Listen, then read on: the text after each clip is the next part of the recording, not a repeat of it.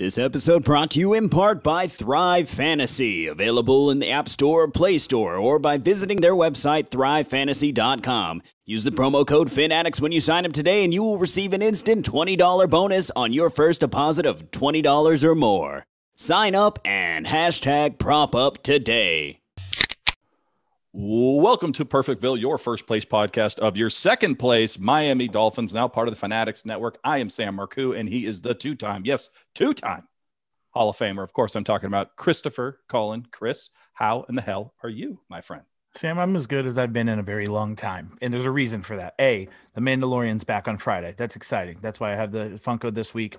This is what we're going for, just so everybody knows. And two, I've been home all week on my lunch break with NFL Now on, NFL Live on, and we're just getting an abundance amount of national attention. And we've been on a bye week, and it's because it's TUA time. Yes, it absolutely is. And we're recording this on a TUA day. We only got a couple more days until Sunday, which will hopefully be fun day when Tua Tagovailoa makes his debut in terms of being a starting quarterback for the Miami Dolphins against the Los Angeles Rams. Coming up in just a little bit on this very show, we're going to talk to Doc Holliday. Yes, that Doc Holliday, of course, the wide receiver / running back from the University of Memphis, former St. Louis Ram. We're going to talk to him a little bit about the differences between St. Louis and Los Angeles. He's going to join this. He's part of the BLEAV Podcast Network. He co-hosts his show with Isaac Bruce there, Chris. He's going to tell us all about Los Angeles, St. Louis, the Rams in general, who Tua needs to look out for, and what his thoughts are about this game. That's coming up in just a little bit. But until then, until we actually have to have the guy come in behind enemy lines, it's you and I, Chris. We're talking about Tua. The announcement was made last week. We talked about it on the episode last week with Jamie Nails, which, by the way, shout out to Jamie Nails, and shout out to all the citizens of Perfectville. I want to stop right here. The last thing we talked to Jamie about, Chris, was not only the fact that he can sing, or as you said, he's got pipes, but we talked about the fact that he had an ugly, nasty Twitter header that showed him in an ugly, nasty 74 Buffalo Bills jersey. And we told the citizens out there, go find Jamie Nails, an action shot of him in a number 66 Miami Dolphins jersey. It happened in less than 24 hours, Chris. The citizens of Perfectville came through once again. If you go on Jamie Nails' Twitter page, you'll see that there is no more reference to the Buffalo Bills. There is no Buffalo Bills pictures. There's no Buffalo Bills logos. It is all 100% Miami Dolphins. That's because of all of you, the citizens of Perfectville, giving him all the options he didn't know he had, all the beautiful action shots from the 2002, 2003 seasons. Congratulations once again to the citizens and Jamie Nails. Yeah, that was wonderful. You texted me and you're like, dude, it happened. He already changed it. I was like, holy shit, that was so quick. It was amazing. Yeah, Jamie, shout out to him. What a fun guest. And shout out to you, like, respect for, he said he'd do it, and he did. He is officially a Dolphin on Twitter. He absolutely is. And speaking of Dolphins there, Chris, this is the Miami Dolphins podcast that everybody listens to, the Town of Perfectville. Welcome to Perfectville. We've got some news here. We've got not only Tua starting, but we have a little bit of controversy in South Florida. It happens today. Let's start with this, and then we'll circle back to Tua, because just like a Tua rollout, we're going to come all the way back around the opposite way. Xavier Howard, apparently on the trade block, according to the Sun Sentinel, who said that, yes, we are entertaining offers for the Miami Dolphins. The Miami Dolphins clap back and tell not only the Sun Sentinel, but the world, no, we are not entertaining offers for Xavier Howard. It's poor journalism, I think, is the words, or something to that effect, about the Sun Sentinel calling out the local newspaper here, Chris. I haven't seen the Miami Dolphins or any organization shout back to a newspaper, or legitimate, if you want to call it that, news agency in quite some time. What do you make of all this calamity that was much ado about nothing when it comes to Xavier Howard being traded possibly? Well, first of all, thank God it was about nothing, because I was absolutely freaking out. I mean, I'm at work. I have a client. My phone, my Apple Watch is like blowing up with notifications and texts from friends. My buddy Jason Jennings, you know him, texted me this link, and it's from some kind of third brand Dolphins website. So I'm like, I'll wait till there's a legitimate source. And then I go on Twitter. I'm like, never mind, it's everywhere. And yeah, freaking out. Everybody's questioning what's going on. Why are we fielding offers? We just paired him with Byron Jones and paid him a lot of money, and he's got 4 straight games with an interception. So what's the thinking here? Why are we getting rid of young talent? And come to find out, the Miami Dolphins did one of the greatest things you could do as an organization, is to come out and not only deny this rumor, which happens all the time, but they straight up were like, this is ridiculous, horrible journalism. It's impossible. We haven't, we're not shopping Xavier and Howard, and called out the Sun Sentinel down there, and Omar Kelly, who was one of the kind of caveats of the source and all that. So great job by them, really shut that down. And really, it's probably good for Xavier. Already they had this issue where they leaked Fitz being benched for Tua and completely blindsided Flores. He was not happy about it. And then all of a sudden, here we go again, and possible leak of possibly trading Xavier Howard before the deadline. They got ahead of it and nailed it, and they did not hold any punches. No, and I think you went where I was going to go there, Chris, which almost like we rehearsed it, even though we did not. After the Tua leak, because that's what happened. The Tua leak happened. Brian Flores had to come out and apologize to the team about how that news got out to everyone in the world before he was able to sit and talk to the team himself. That's not how the Miami Dolphins do it anymore. Then to hear this happen, even though it wasn't true, it looked like, all this news is breaking again, and it's outside of our control. We have a leak in the building. That's what kills culture, especially when they're trying to build it right now. Miami Dolphins came out, swung hard, swung for the fences, and just did a knockout blow on the Sun Sentinel.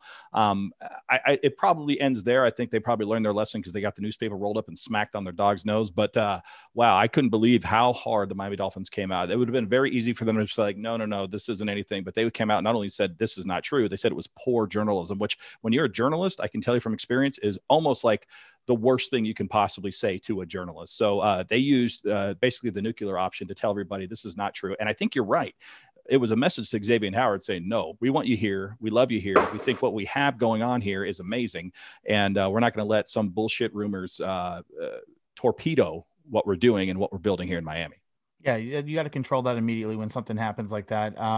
And it's so fresh with what just happened with Tua. They obviously have had enough, and that was either Chris Greer or Flores or a combination of both going right at the Sun Sentinel. And hopefully they'll think twice about doing that again. Because Sam, we're in this world and this culture where it's like, who's fast, who's the quickest to release information for like fake karma bonus points, likes on Twitter. And it could ruin careers. It could ruin locker room settings, like you said. And instead of like being quick, let's be right. And hopefully this will help curb the Sun Sentinel from just jumping out at something if they get it next time in their across their desk. Well, something tells me they're not going to get anything for quite a while. I feel like they're going to be like the cousin that you have to invite to Thanksgiving. So yeah, they'll be at the press conferences, but something tells me maybe Ryan Flores is going to be calling on Omar Kelly and some of the other people from the Sun Sentinel right away. They're not going to get the first question out of the box, whether it's good or bad. So that's what happens when you do bad shit, Sun Sentinel. They're going to get the Cincinnati answer from Flores every time. That Cincinnati will be the next time they actually talk to the Sun Sentinel, right? Like week 12 or whatever that game is. But we're not at week 12 here, Chris. We're at week, 7, week 8, something like that. I don't know. I don't know how math works. I think we're in week 8 at this point. And we're going up against the Los Angeles Rams. And we're going to talk all about that game with Doc Holliday. We're going to talk all about that game and give you our predictions as well. But before we do that, there's one element to this game that we said we're going to circle back to. And that, of course, is the elephant in the room, the Crimson Tide Alabama elephant. That is Tua Tagovailoa starting for the Miami Dolphins. He now has 2 weeks in the books. We saw the Los Angeles Rams just whoop that ass against the Chicago Bears Monday night here, Chris. Got me a little bit worried. We're going to talk a little bit about that Los Angeles Rams defense, but how excited are you to see Tua starting number 1 in the number 1 position on Sunday? Yeah, it's 11-1. November 1st he'll be starting. He wears number 1. He was our first round pick. It's super exciting, Sam. This is the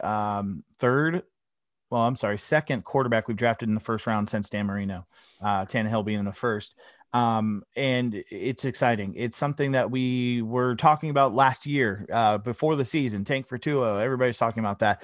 And it all came true. There's times when he first got drafted, Sam, I'd see pictures of him in Dolphins undershirts or like his practice jersey and holding a Dolphins helmet. And I literally had to like kind of snap myself or slap that. Like I wasn't just making this up. This wasn't Photoshopped. He really is on our team. And I think seeing the excitement from the players too, they interviewed those guys from the defensive side, especially, that were excited and calling him incredible, and he can't wait to see him play. I think it's a huge shot in the arm for this local community, for this team, this fan base, because it's something that we haven't had ever. Like really, if you think about it, Marino was picked way down in the after 15, so and Tannehill's 12, I believe. So yeah, Tua, top 5 pick. He falls to us, and he's healthy, looked good in the 2 throws he had last week. It's just exciting to see if it's going to change the offense. Is he going to stretch the field? Is he going to get a chemistry with somebody like a Grant or somebody we don't expect? It just adds a whole nother element to this season, and I think that makes it so fun. It does make it a lot of fun. And I am curious because it's not only is he the first of the first round draft picks of this season, not only is it 11-1 when he'll be starting, not only does he wear number 1, but the game is going to be at 1:00. So we got all these different signs, if you would believe in signs, that this is going to be the time for Tua. I do have a question for you, though. Is it the right time? Should we be starting Tua in this game, or should we have held back and played him against maybe a lesser opponent like the Bengals or the Chargers or even the Jets again later this season? Or is this the exact right time and the exact right place for Tua Tagovailoa to make his starting debut? The best time to start Tua Tagovailoa is the first week he starts. So yeah, it's this week because he's had 2 weeks to prepare. He's playing a team coming from the West Coast to the East Coast, so a 1:00 game. They have a short week. They played just last night, Monday Night Football. So you get 2 weeks to prepare with the ones and take the reps.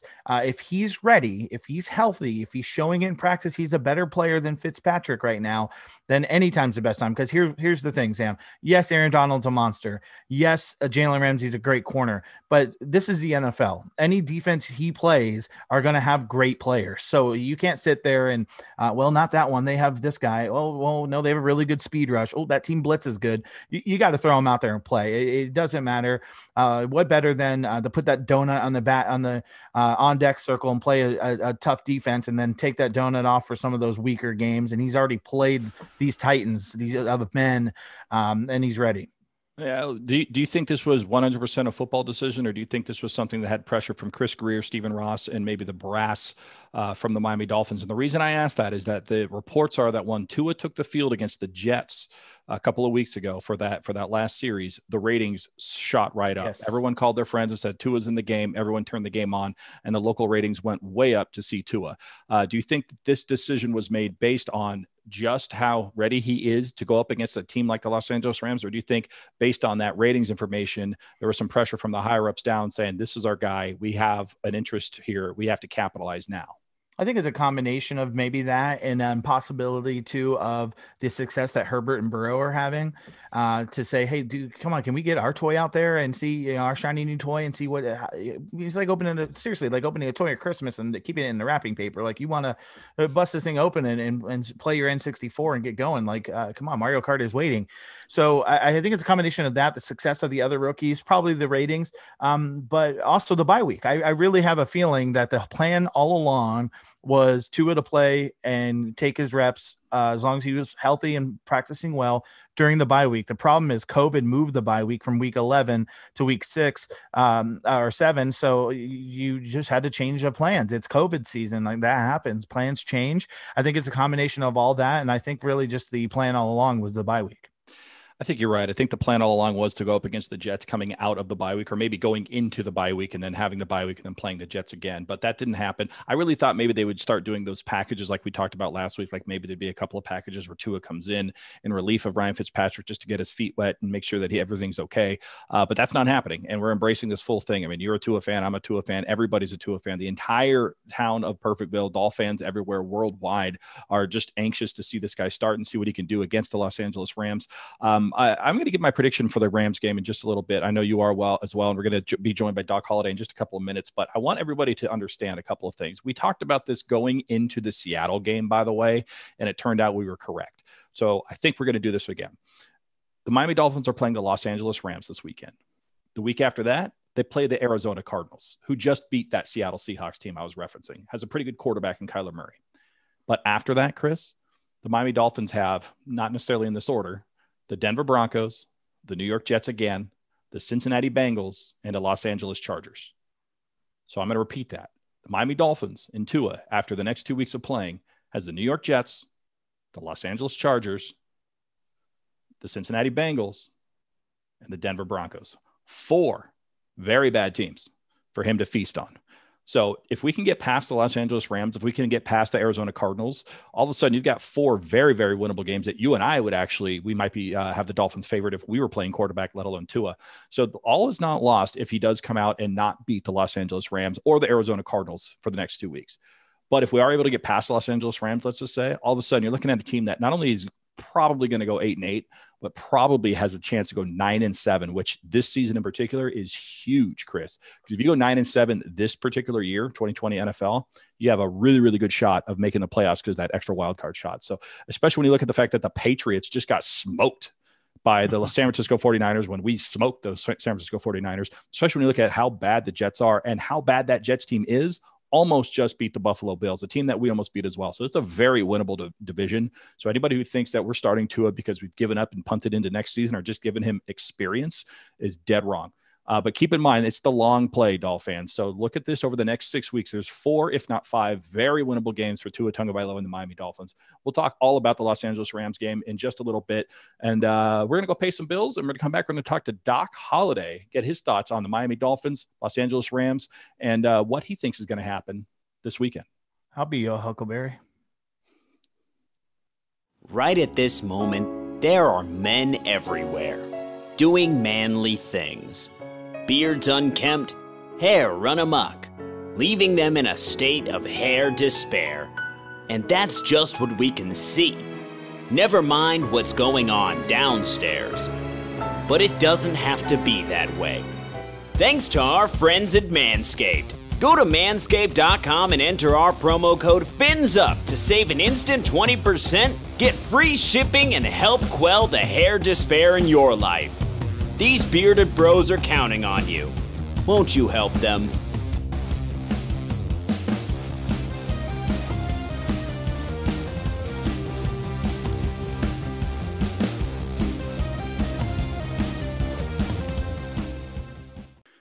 All right, joining us now is, he's behind enemy lines, ladies and gentlemen. He is the co-host of the Ramblings podcast on the BLEAV Podcast Network. He co-hosts this with Isaac Bruce. We're talking about Doc Holliday, former University of Memphis, former St. Louis Ram. And he talks about the Rams every single week. No one better to have on this show right now than to talk about the Rams than Doc Holliday. Doc, how you doing? Hey, man, I'm fine, man. Thank you all for having me, man. I look forward to speaking with you all, man. And Perfectville. I got a question, though. Yeah. Are any other Dolphins allowed to live in Perfectville if they wasn't a part of that perfect team? You know, like Zach Thomas and are those guys allowed to live in Perfectville, fellas? Oh, yeah. Zach Thomas is on city council of Perfectville. Jason Taylor is on the city council. We've got, I think, Xavier Howard, current Miami Dolphin. He's the superintendent of the school system. Okay, cool. All right. Yeah, if you even wore a Miami Dolphins logo at some point, we don't discriminate. You're allowed to come in. Nick Saban too? Is he the village idiot or something? Who is that? I have no idea who you're talking about. The village idiot. Okay, I got you. Okay, cool. Yeah. Saban bin Lion is what we call him.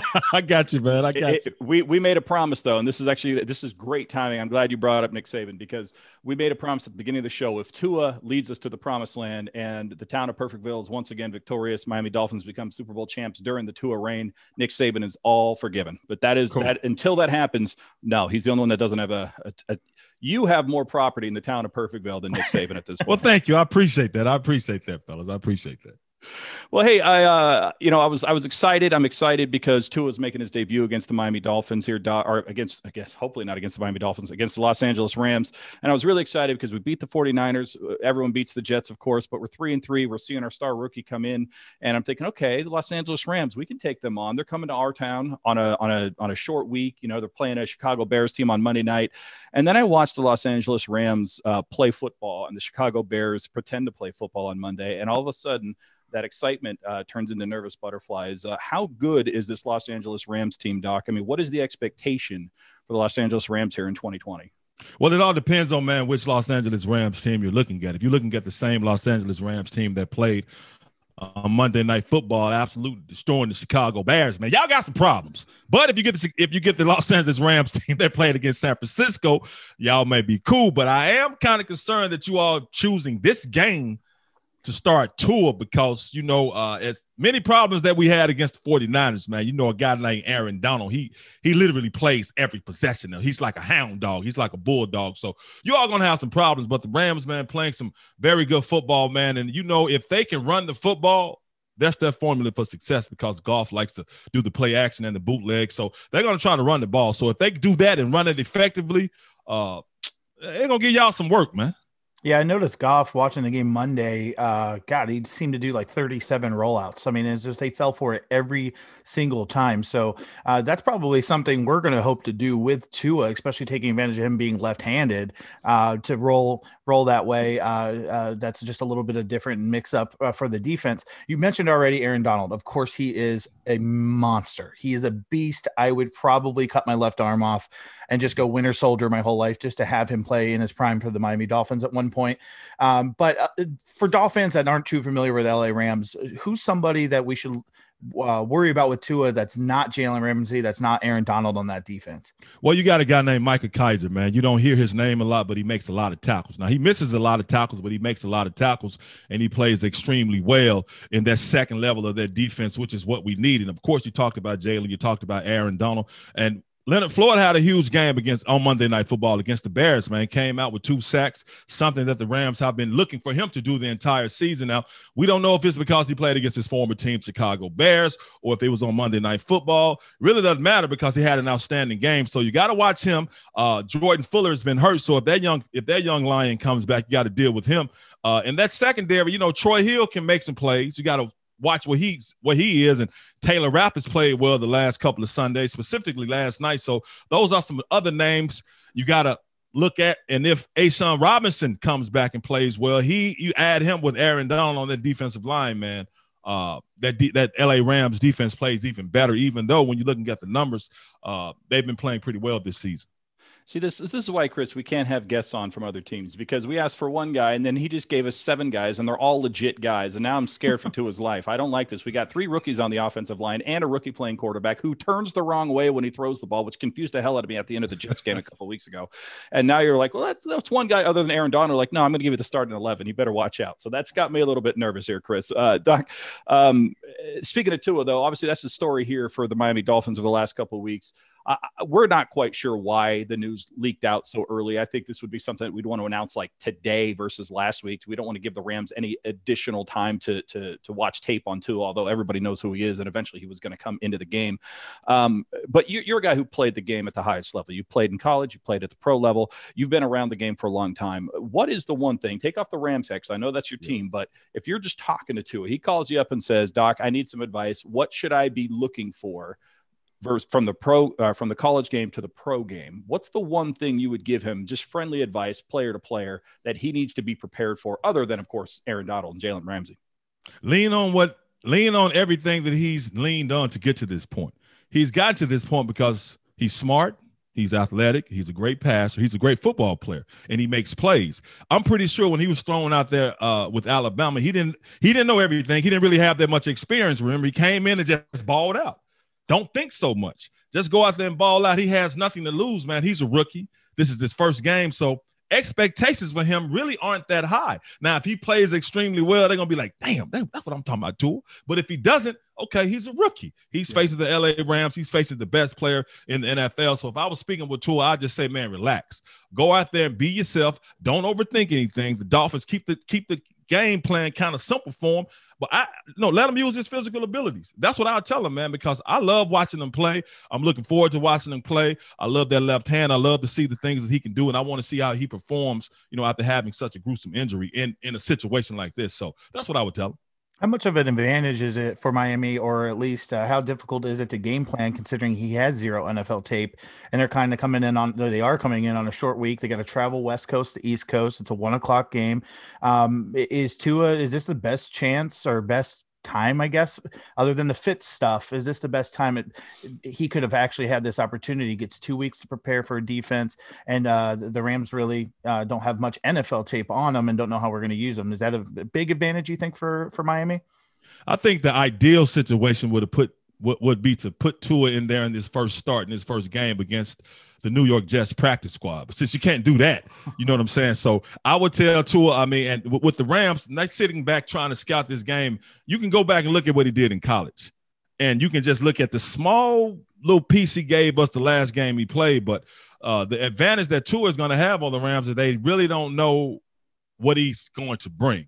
He's athletic. He can run.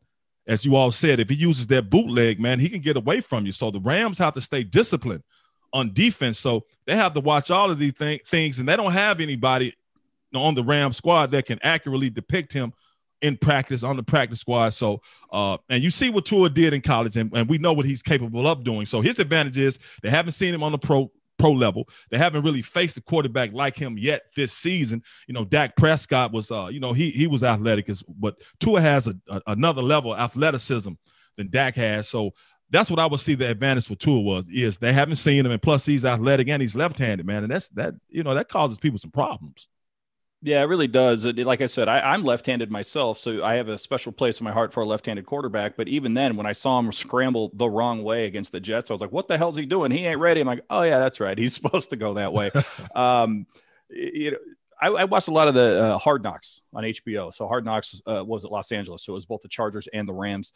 Got to know a lot of the players on a much higher level because of that show. I always become fans of players on that show. You watch the show, I'm assuming. What's the one player or coach, I should put that out there as well, that you became just a bigger fan of, or maybe somebody that you went, ooh, he didn't come off so well when it came to the bright lights shining on him for about a month? Well, I guess, man, you know what? They really didn't give too much time to Aaron Donald. They really didn't give too much time to Jalen Ramsey. I guess I don't know if they thought those were the guys that, people – no, they really didn't give him that much time to the Rams, period, man. We got a lot of time with the Los Angeles Chargers, but just looking at Hard Knocks, Deontay Darren, I guess everybody who talked about him, just because I know guys like him, loud, great personality, even though, they placed him on the practice squad, man, the cornerback. Those are the kind of guys you like to be around, man, because when things are tense, especially in training camp, people hot, they pissed off, man, they're tired of practicing, they're tired of meetings. That dude comes around, he's laughing.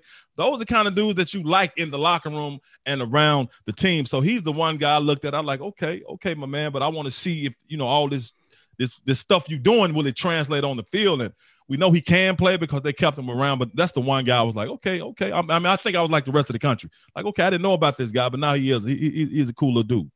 Yeah, he was awesome. He was like my favorite guy in the show. Everybody had that guy or one or two guys like that in their locker room that you knew was just always going to have a good time, regardless of 2 days, regardless of wins or loss. You need that to brighten your spirits and stuff. But speaking of cornerbacks and covering receivers, the Dolphins have a pretty good crew with Devontae Parker, Preston Williams, and of course our tight end Gesicki.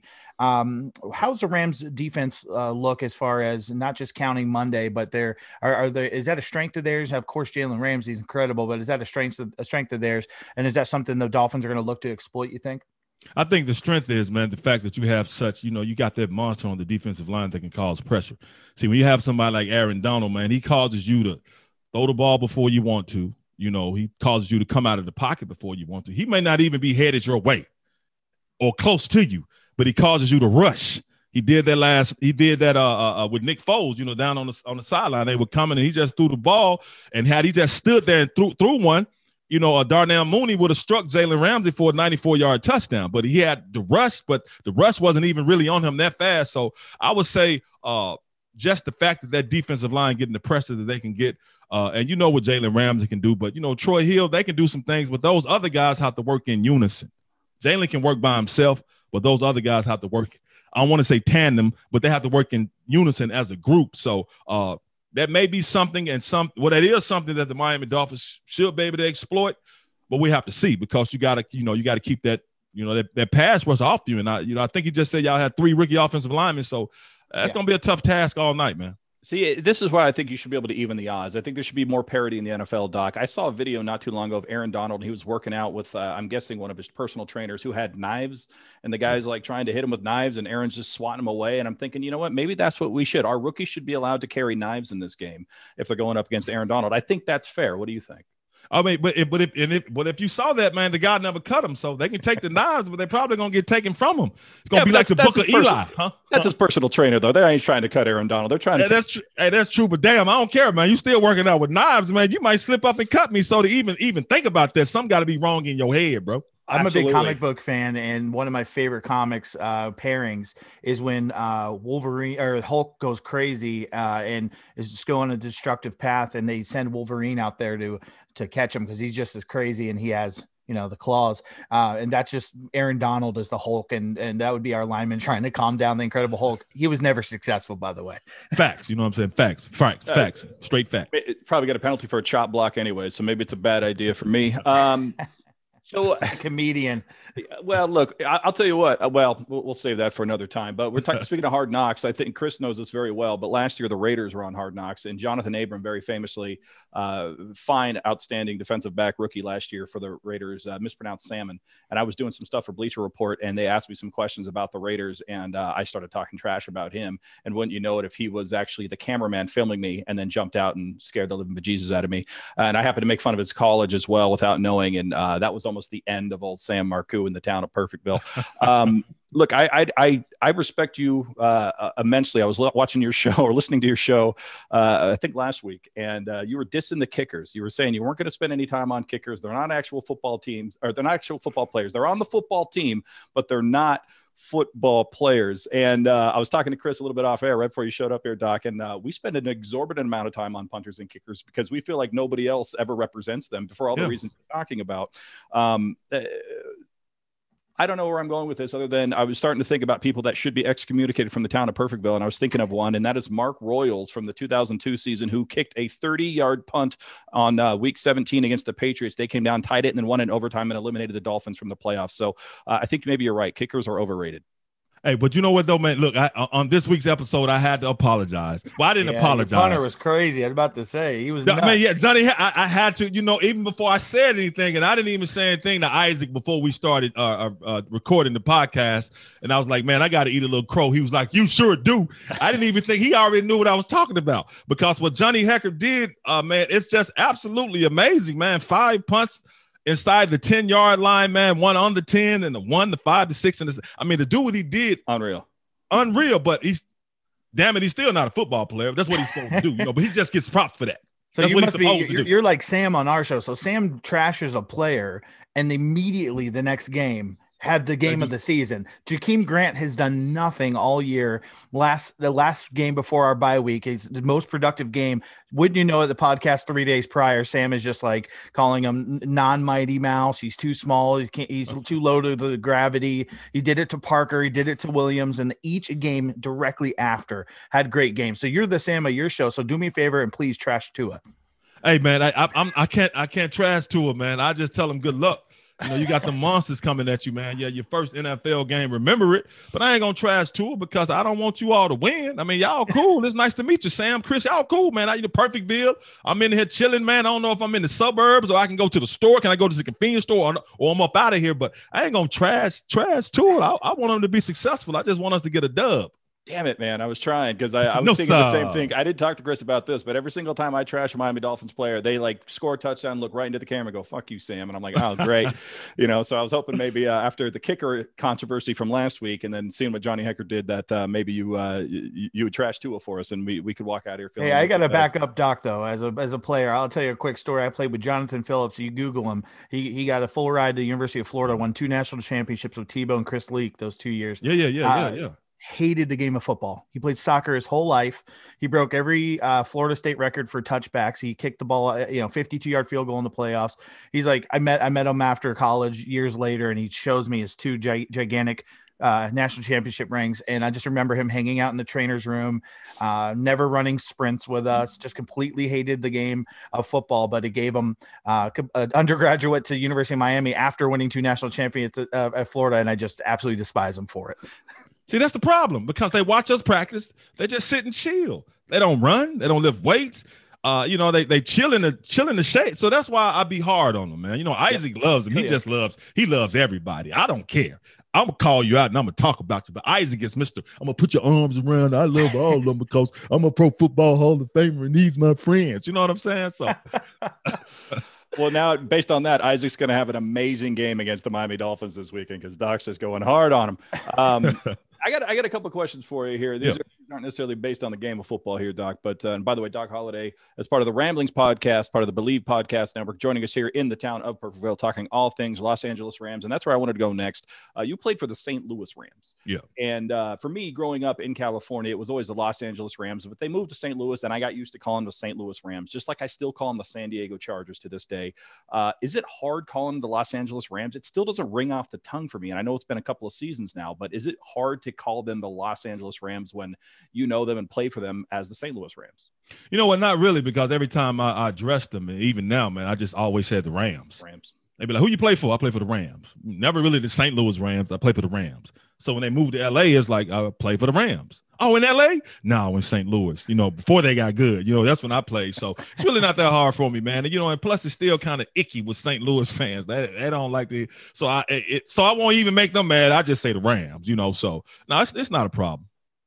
All right. Well, Chris, you got any more questions? I got one more question. It's a hard-hitting commentary. I always leave the hard-hitting journalism for the last question. So, Chris, I'll let you talk to Doc. Yeah, I got one more. We had former Miami Dolphins and Buffalo Bill Jamie Nails on our show last week.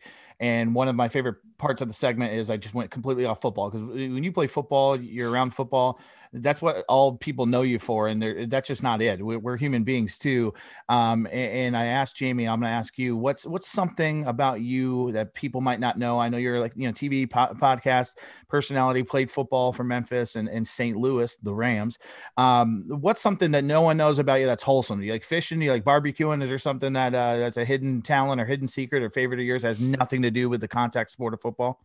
Hey, you know what? Honestly, man, a lot of people don't know that I don't watch a lot of television. I read and research like all the time. Up until I called you all today, I was reading. I'm always reading and researching. I'm trying to learn something, because I know, you got to scratch the surface of things. People are hide the truth in your face. They'll show you something, but all you got to do is scratch the surface off, then you get to the truth. So I read and research all the time, man. I study the Bible all the time. So that's some things that people don't really know about me, that I really, really read and research all the time. And I don't watch television a lot unless I'm, watching football, because, that's my job. Yeah, that's awesome. That's something my dad taught me. We'd get the Palm Beach Post and the Sun Sentinel, and I'd always just reach through and move everything around and grab the sports section every single day. Boom, sports section, sports. My dad then stopped and made me pick 3 different stories to read from three different sections that aren't sports before I can get the sports section. So I'd read the accent, I'd read current events, I'd read entertainment, or read something about world news, and it just he made me check back and say, hey, there's way more than life than just sports. There's a whole world out there. So be knowledgeable about it. Big facts. Big facts. Yeah. All right. I got 2 questions. I lied for you, Doc. Number 1, who is the team in the NFC West that you hate the most? Who is the biggest rival for you personally, as a member of the Rams organization? San Francisco, man. Seattle and Arizona don't really have a history. You know what I'm saying? They just, but it's the 49ers. And I got on, I got on Isaac. I was like, did you like yourself when you wore number 88 for the 49ers? Did you even like yourself? And he started laughing. He was like, he said it's one of his first. I laughed so hard because he told me one of his first games in the 49ers uniform. He said the same 49ers fans, they used to flip him off, and he was a Ram. He turned around, they flipped him off, and he was in. And he said, I flipped him back off too. So, hey, you can't like the 49ers, man. I don't like them. I agree with you, man. I'm from San Jose, so I hate them even more now that they became my neighbors. You know what I mean? Like, I don't need that nonsense next door. But the way you feel about talking to Isaac is how we feel about Jason Taylor suiting up for the New York Jets all those years ago. It's like, what are you doing? Like, exactly. Jackie Robinson was traded to the San Francisco Giants. For people that don't know, he was a Brooklyn/Los Angeles Dodger. He gets traded to the San Francisco Giants. Did Jackie Robinson ever suit up for the San Francisco Giants? No, he did not. He retired rather than wear that trash uniform. That's how you do it, ladies and gentlemen. When you're an Isaac Bruce, when you're a Jason Taylor, when you're a legend, you stick with that team, especially when you have your options to sign with the 49ers. I agree with you. Hey, Sam, I told Isaac that, you know what he told me? $15 million. I'm like, okay, say no more. Yeah, 15 million. Say no more. He wasn't wearing red and gold. He was wearing green. I get it. He was wearing green, man. He said I was a mercenary, 15 million. So, hey, I understand. I tell you what, for 15 mil, I'm suiting up wearing. There you go. I know you would. The things change when they throw them Benjamins in front of your face. All right. Well, speaking of uniforms, this is actually my last question here, Doc. Obviously, the Rams had a big change to their uniform. They've had a couple over the years. This one was very controversial. This is the hard-hitting content I'm talking about here. What do you think of the new uniforms? Have they grown on you? A lot of people hated them. I'm going to tell you right now, I didn't hate them. The numbers are a little weird, but I actually like the color palette. What are your thoughts on the actual Rams uniforms going on this season? Well, I like the traditional blue and yellow that they wore on Monday Night Football against the Bears, man. I hated when they changed it after they won the Super Bowl, and they changed it to whatever they were wearing, man. That trash that they lost to the Patriots. And, so with these new uniforms, man, I understand that they're trying to upgrade and be more modern. I don't have a problem with them. I don't care. And when I hear fans complaining about all the uniforms, this, that, and the other, I try to explain to them. I said, do you think the players really worried about that? You can put puke green on them. Long as them checks clear and that money, they don't care what they're wearing. So the fans get their heads all blown up for stuff like that. But to me, man, the uniforms, they're nice, especially what they wore last night. I mean, I love the old, but even the new, man, the bone, I mean, it looks fine to me. I'm cool with it. Yeah, I think you go 5-2. Every game you win, those uniforms look better and better and better to the fans as well. Facts. I mean, we went through a change. I'm wearing the old logo right now, but we went through a change, and everyone hated it in here. All the Dolphin fans everywhere, but it's growing on us. And now that we're seeing better days ahead, it's like, oh, the uniform and the logo is just fine. Chris, anything you got for Doc before we let the man go?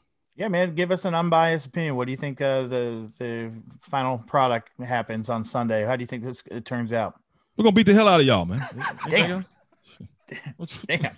Not even a score, just see ya. I mean, I'm just saying, because every time we've gone across the country, with the exception to Buffalo, I mean, we lost. We went to Washington. We beat the hell out of every NFC East team. Now this is an AFC East team, but we lost in Buffalo. So I don't see us losing to another conference that you all are a part of, division that you all are part of. So we beat the hell out of y'all, man. And we're going back to California. That's I mean, y'all starting a rookie quarterback, and we're 5-2, and y'all 3-3, and y'all not really trying to win this year. That's the thing about it. See, what people don't understand, y'all not trying to win this year, man. You know what?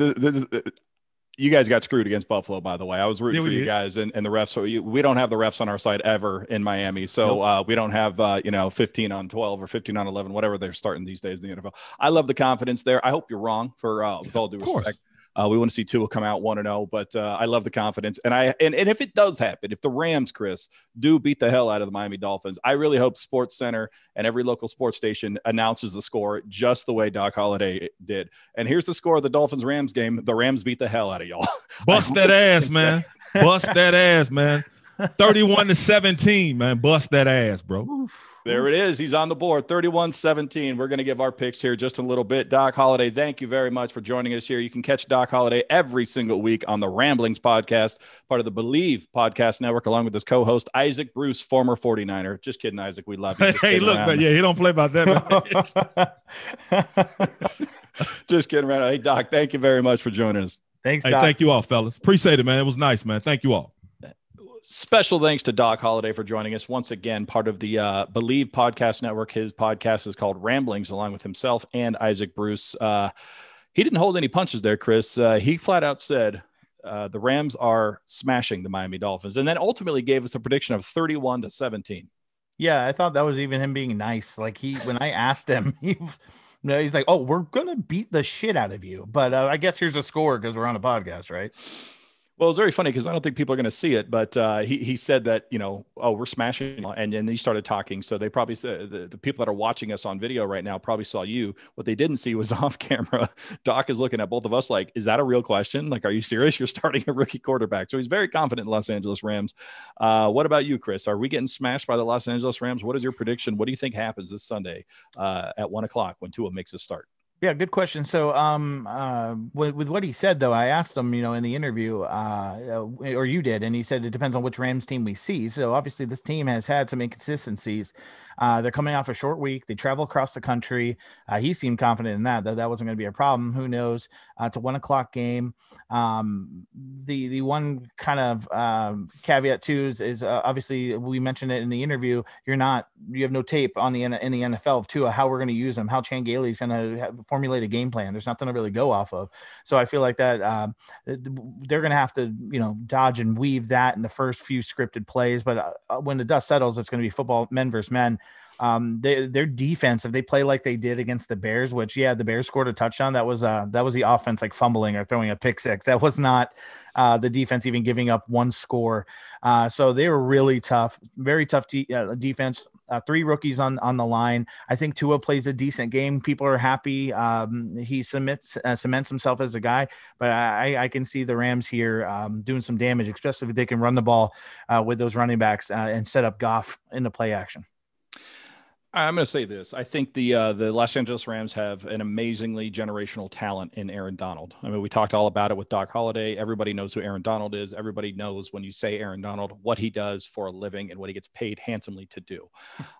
This is the type of game where generational talents like him make themselves generational talents. You've got a rookie quarterback, you've got rookie linemen, and you've got the best defensive player in the NFL today in Aaron Donald.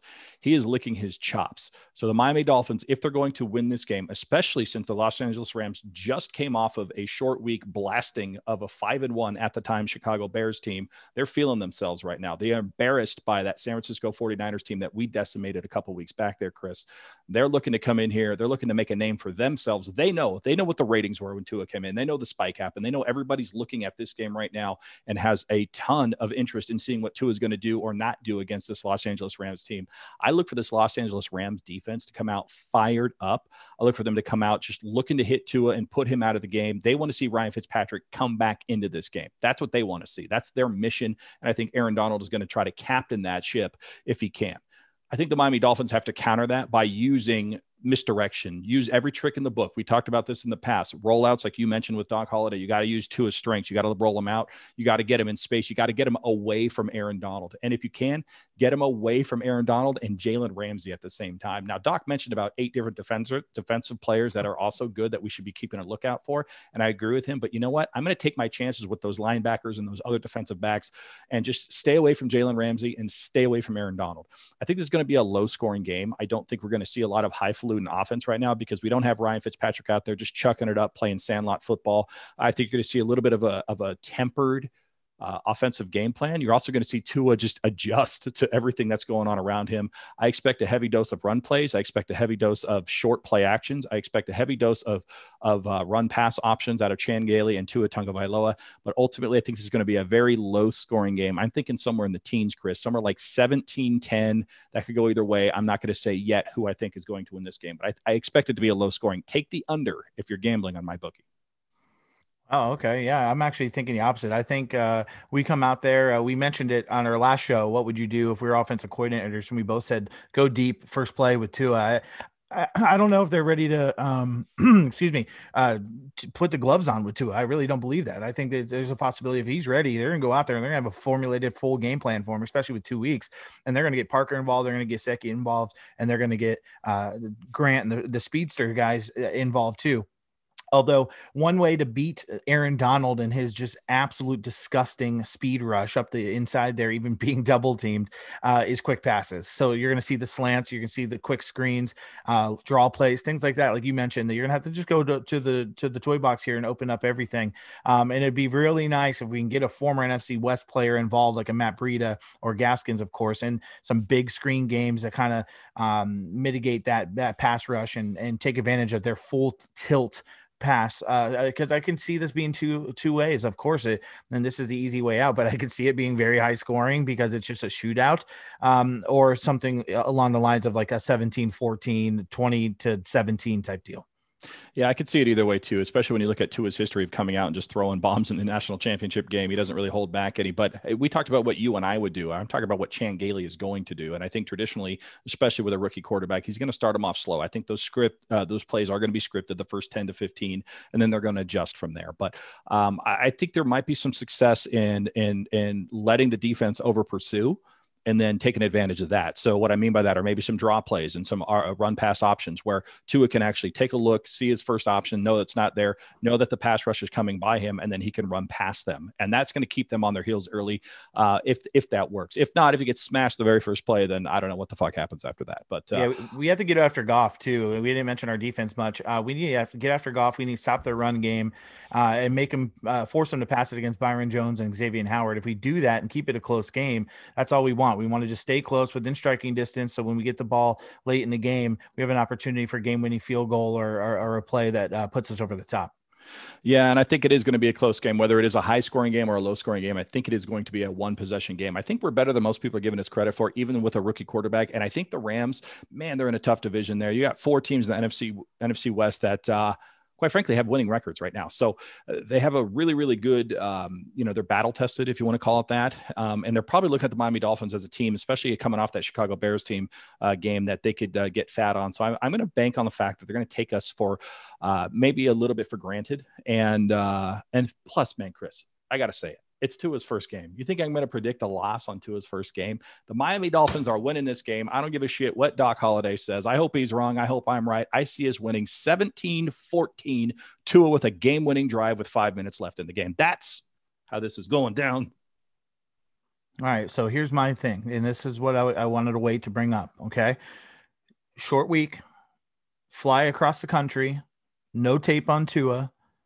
Here's the thing. Here's the big one, Sam. Guess who the Rams play after us in order? I'll tell you, the Seattle Seahawks. Okay. Seattle Seahawks, the Tampa Bay Buccaneers with Antonio Brown, the 49ers, the Cardinals, the Patriots, the Seahawks. I'm sorry, the Patriots, Jets. So just that strip there, division games, Tom Brady, that's all after us directly. They got Seahawks after us. Possible trap game. That's what I'm going with here with all those things in order. Short week, travel, no tape on Tua, huge gauntlet of divisional games and Tom Brady after us. It's going to be easy to overlook this team, this 3-3 Dolphins that haven't played in 2 weeks. We're not fresh on anybody's mind. It's going to be easy to overlook it. Not to mention it's in Miami. Who knows with the heat? South California or California, that's a whole different type of heat over there. I've been to Costa Mesa. It felt amazing. Sat outside, didn't sweat. South Florida, it's humid. It's hot. It's humid. There's a chance here, Sam, and I'm going to go with you too. I think we're going to win this game. What's your final score? I got a 17-14. What's your final score on this one? 24-17. 24-17. Someone is getting 17 points. It's just a matter of if it's going to be on the winning side or the losing side. We both have the Miami Dolphins winning. Doc Holliday's got the Rams winning 31-17. All three of us chose 17 as this in this game. That seems to be the hot number there. Well, there you have it, ladies and gentlemen, the citizens of Perfectville. Welcome to Perfectville, part of the Fanatics Network here. You've heard Chris's prediction. You've heard my prediction. You've heard Doc Holliday's prediction. This has been just a lovely episode, up and down, left and right, everywhere. Like Tua is going to be on Sunday. Chris, I do have to mention this before we go. The okayest fantasy league ever. Yes. I beat Jeremy Hagan, the defending champion in our fantasy football league. And I did it, Chris, with literally everyone on my bench scoring nothing. I had 0 points from my bench, which means I maximized my team. And I finally won a damn game. I think I'm now 3-4 in this league. I'm making a comeback, Chris. I'm almost there. I'm like 8th out of, 16 teams or something. I'm middle of the pack there. How'd you do? I did great. I won my second game in a row. I'm 6-1. Heavy is the crown that the king wears, or whatever. Heavy is the head that lies. Yeah, heavy thanks. is. Well, who cares? We're not Shakespeare. Easy for us to say, hey, we don't speak for a living. What is this? Yeah, but I'm in first place, the okayest fantasy football league. I won a 118-115. He had a running back for the Bears and Jimmy Graham last night. They get him one more catch, and I lose. But 2-game win streak after going on a 4-game win streak. I've been reluctantly, I know, in Raceling's #1 power rankings. Can't wait to see what it is going to look like now, because Matt Ryan has sucked for me, and I've got just guys injured all over the place, as it does everybody with this crap in the bye weeks. But yeah, man, 6-1. I actually drafted this year, and it looks like I'm doing okay so far. Yeah, my backup quarterback for my team is Tua Tagovailoa, and I told everyone I was going to start him, but my starting quarterback is Patrick Mahomes. So sorry, Tua, you're on the bench. We can only be so biased this week. I mean, come on. Listen, now that I said that, Patrick Mahomes is going to tear his ankle, so I'm sorry to all the Chiefs fans out there.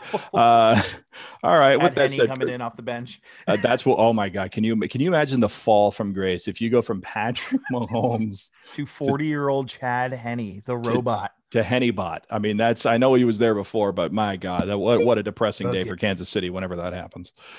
All right, well, Chris, anything else you want to say before we get out of here? That's it, man. Good show. Well, on behalf of myself and everyone here in the Fanatics Network, goodbye from Perfectville. Later.